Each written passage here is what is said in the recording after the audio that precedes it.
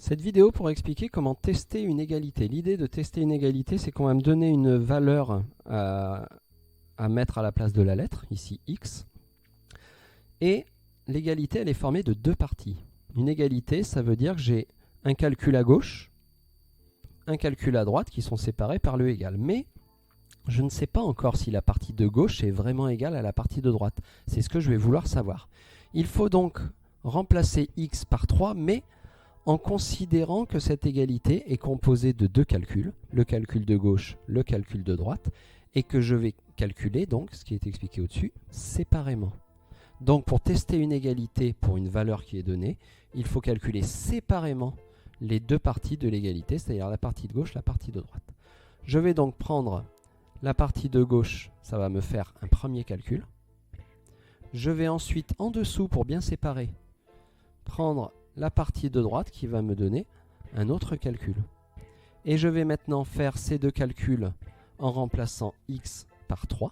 Et j'aurai plus qu'à regarder si les deux résultats sont les mêmes. Alors ici, on a un multiplié caché. Donc ça fait 2 fois, je remplace x par 3.